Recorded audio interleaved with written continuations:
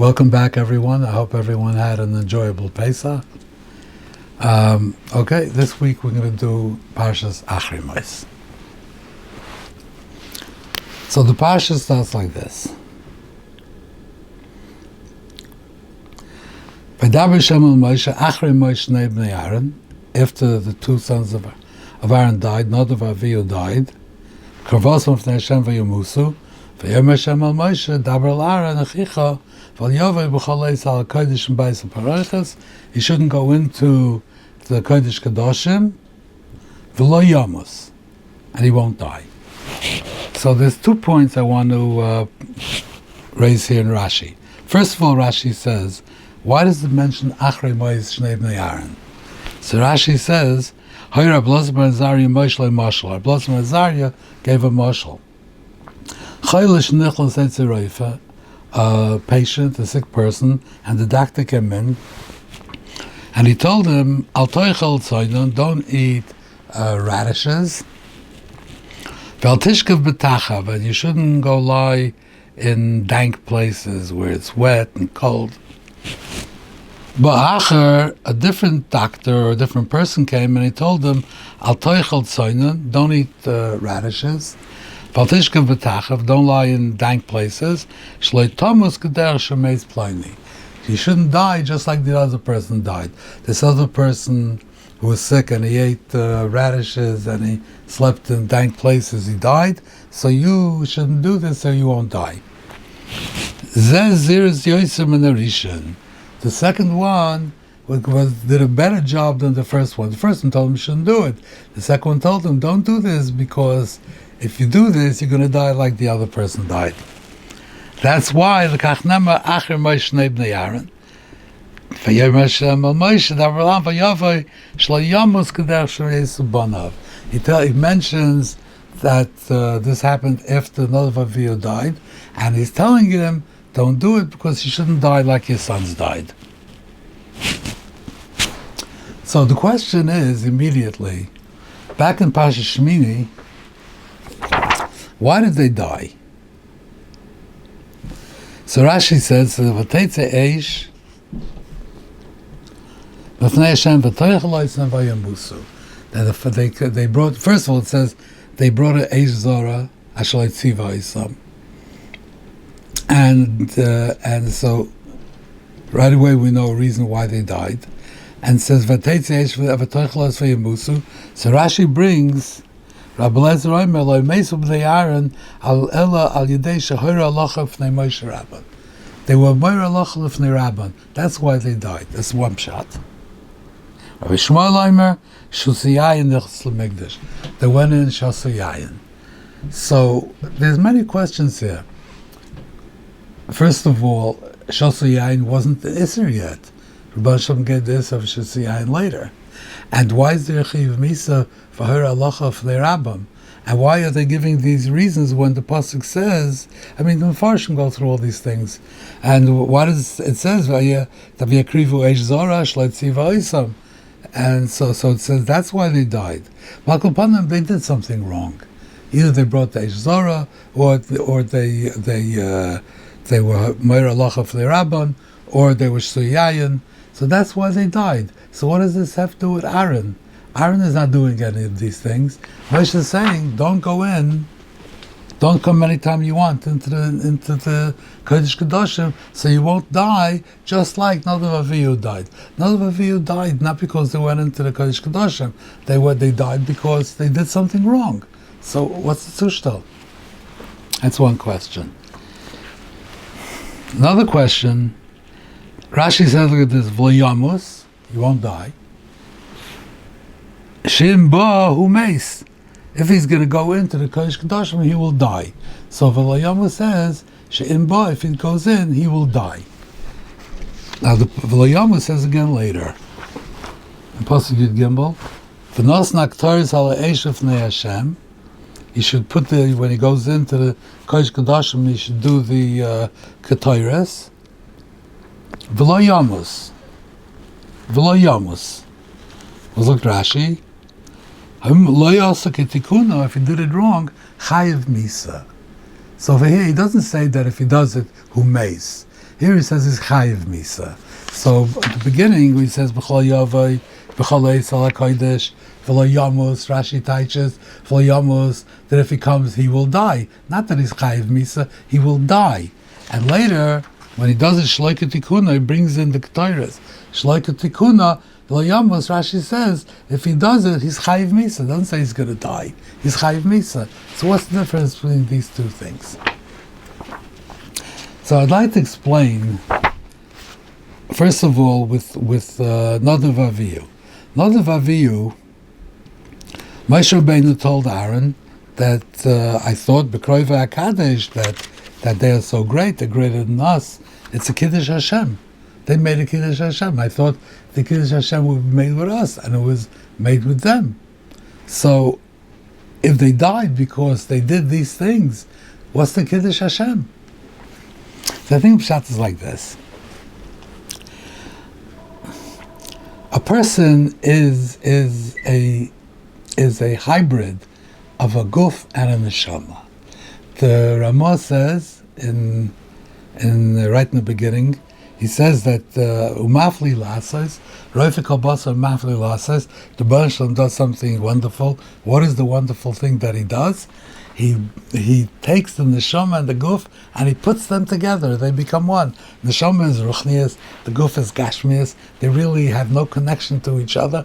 And somehow the Rabbi Shalom takes the neshama and the guf and he binds them together, which is half mafli lasas. This is what the person is, neshama and the guf. But when a person comes to a situation of tremendous kedusha, then the neshama is nismale from the kedusha, and it cannot coexist with the guf anymore. It can't live together with the guf. We find by Har Sinai, when Klal Yisrael stood by Har Sinai and they were listening to the Rabbi Shalom, it was so much kedusha that it's parcha nishmasam. They couldn't handle it. They couldn't do it. The neshama was ripped away from their guf. The neshama, when it reaches such a high level of kedusha, cannot still be connected to the guf. It's parcha nishmasam. So the same thing over here was the Beis HaMikdash. Beis HaMikdash was the makom of the Shechina, but the Kodesh Kadashim was something else. Kodesh Kadashim was Shara Shemayim. It was part of the Olam Elyon, right here in the middle of this world. There was a certain place. The whole Beis HaMikdash was Kodesh, but the Kodesh Kadashim was Mamish the Olam Elyon, and there was so much kedusha in the Kodesh Kadashim that if you go into the Kodesh Kadashim, then the neshama would not be able to stay together with the body because it would absorb all of this kedusha, and that when the neshama reaches such a high state, it gets ripped apart from the guf. However, if the person has a mitzvah, he has something that he's mitzvah to do, that mitzvah protects him and keeps the neshama connected to the body. So you're coming in for a purpose. If you come in without a purpose, then there's nothing to hold the neshama and the guf together. You come in, it's tremendous kedusha, and the neshama is torn apart from the guf. That's what happened with Nadav Avihu, and that was the Kiddush Hashem. It's to show people that the Kodesh Kadashim is mamish l'shara shemayim, and it's mamish a chelik of the Olam Elyon, which is right here in the Olam Hazeh, and this would be a tremendous Kiddush Hashem for Klal Yisrael. They'll see mamish that the Rabbi Shalom is here. Not only he comes into this world, but he brings the Olam Elyon also into this world, and that's where Rabbi Shalom is, and a person cannot survive there. But neshama and the guf, the chibur of neshama and the guf, cannot survive that. So the problem was, why did Nadav Avihu go in? Why did they go in? They weren't called to go in. Why did they go in? So they made a number of mistakes. What mistakes did they make? They were shasu yayin. the Shasu Yayin, so that affected their judgment. They went into the Beis Mikdash.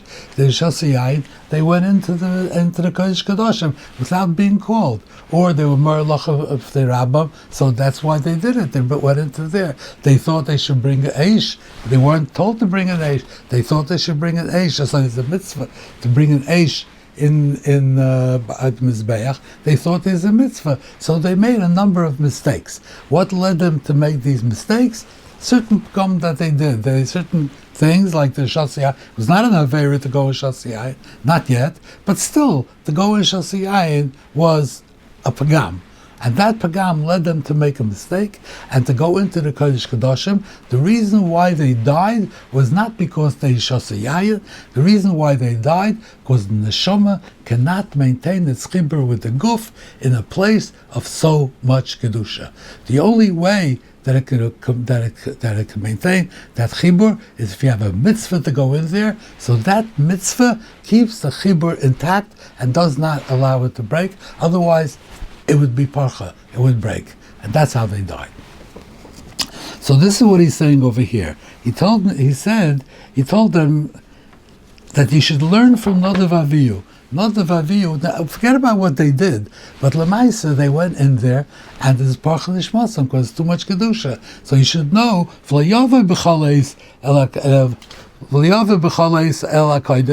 don't do whatever you want. You can't just go in there, because if you go in there, you're not going to survive. You see from the view, you will die. You will die. It's not an einish. He's saying who mace. If you're going to go in without being called, then you're going to die because you can't survive so much kedusha. The neshama and the guf cannot maintain the chibur if there's so much kedusha. However, later it says that if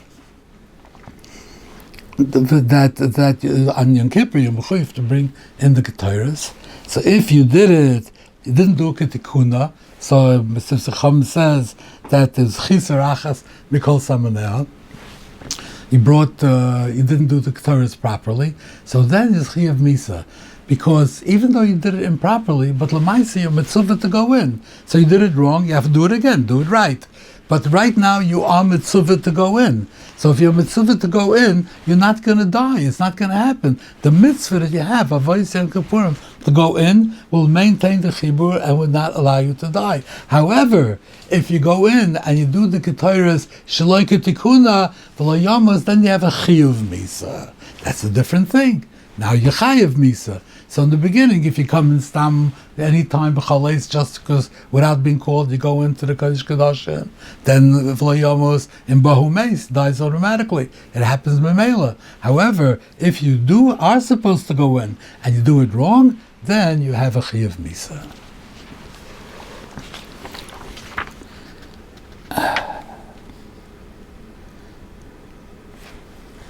Okay. Okay, so weiter it says like this. Ksonius bad yilbash, milchnes bad yilb sorry. Rashi says that navodas pnim of Yom Kippurim, Magid, he tells you, she'ena mishamish ofnim b'shmoyne begodim, shu mishamish ben b'chutz. He doesn't use every time the Kohein Gadol had shmoyne begodim the big days of. And Yom Kippur he wore big day lovan. It was like a Kohen Hedyot, not like a Hedyot. The Havik was different, but he didn't wear big days of. Why? Lefi she'en kateger nasa kateh saneger. Elababa b'kohen Hedyot. Because en kateger nasa saneger. Because the gold reminds you of the egel. So en kateger nasa saneger, so mele, you have to wear white. So the Mefarshim ask that what's for the whole year? Why does the Kohen Gadol wear big days of all year? En kateger nasa saneger. You come in, you're going into the Beis Mikdash, doing the avodah and being masker the egel and kategan as an egel. How can he wear it the whole year? So I just want to make a suggestion. Okay, beginning of Pekudei, Ele Pekudei Mishkan Eidus. So Rashi says Mishkan Eidus li Yisrael Shavitla Mekadosh Baruch Hu Masa Egel Shehisr Shchinasa B'neihem. So this is known that the Mishkan is mechaper on the chet of the egel. So now the beginning of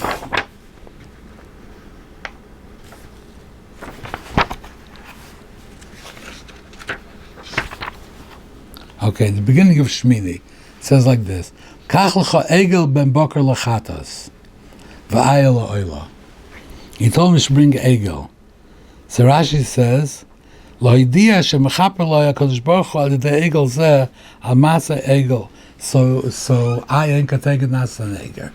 So the Maral says that ain't kateged nasa neger is only when you're using the kateger for something. If you're coming to be mechaper on the chet of the egel, then it's proper to bring an egel. Then there's no kateger nasa neger. You're talking about the egel. You want to be mechaper on the egel, so you bring an egel, show you being mechaper on the egel, and that is no kateger nasa neger. But if you are, if you're using, let's say, an egel for something else, which is not to be mechaper on the chet egel, then you have a problem with kateger nasa neger. So according to this, so you say like the same thing over here with Big Day Zav. The Mishkan is mechaper on the chet egel. So the whole Mishkan, the whole Seder Avodah in the Mishkan, is to be mechaper on the chet egel. So therefore, on the contrary, it's proper to be masker the egel, because you're coming to be mechaper on the egel. So you wear Big Day Zav and you masker the egel, and you're showing that being mechaper on the egel. There's no kateger nasa neger on that. It's the right thing. Just like you bring an egel over there, being mechaper the egel, bring an egel. You being mechaper on the Mishkan is mechaper the egel. So you wear Big Day Zav to be masked the egel and to show that the Mishkan is mechaper on the egel. However, the avodas fnim of Yom Kippurim, like we were saying, the Kodesh Kadashim is not really part of the Mishkan. Like we were saying before, the Kodesh Kadashim is Shara Shamayim. It's part of the Olam Elyon. It's not really part of the Mishkan. When you walk into the Kodesh Kadashim, that is, you're in the Olam Elyon. You're somewhere else. That Olam Elyon, that piece of Olam Elyon is not mechaper on the egel. The Mishkan is mechaper on the egel. The Kodesh Kadashim is lemal of the Mishkan, lemal of the Olam Hazeh. It's a different thing. It's a place which is mamish Shara Shemayim, and over there is mamish the highest mashpos of the Shekhinah are there, and that is not mechaper on the egel. And that's not the part that's mechaper on the egel. So if you go in there, then if you wear the Big Day Zav, which is not coming over there, that part is not mechaper the egel. So you can't wear the Big Day Zav, because then you're coming in to do something else, do avodas pnim, which has nothing to do with the egel, and you're wearing Big Day Zav, which is masket the egel. That you can't do. And kateger nasa neger. Okay, I'd like to conclude with one thing.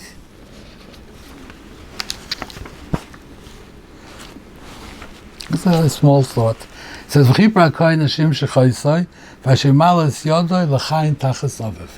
Kohen who succeeds his father, the Kohein Gadol, and his successor. Rashi says, L'lamed,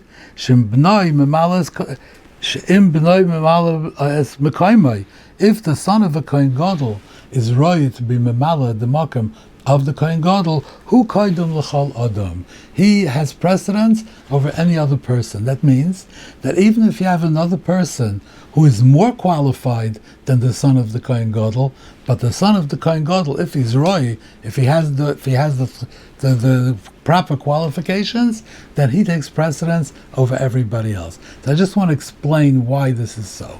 So I'm thinking that a person, when he's Oilel Gedula, he comes to a high office, which is completely radical different from his own life. You don't know how he's going to be able to handle it.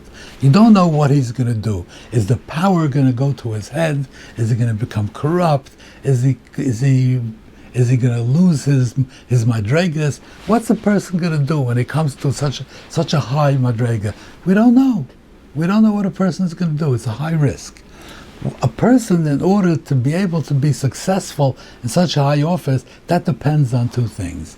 It depends on his character, his nature, his tchunas, and it also depends on his training, his upbringing.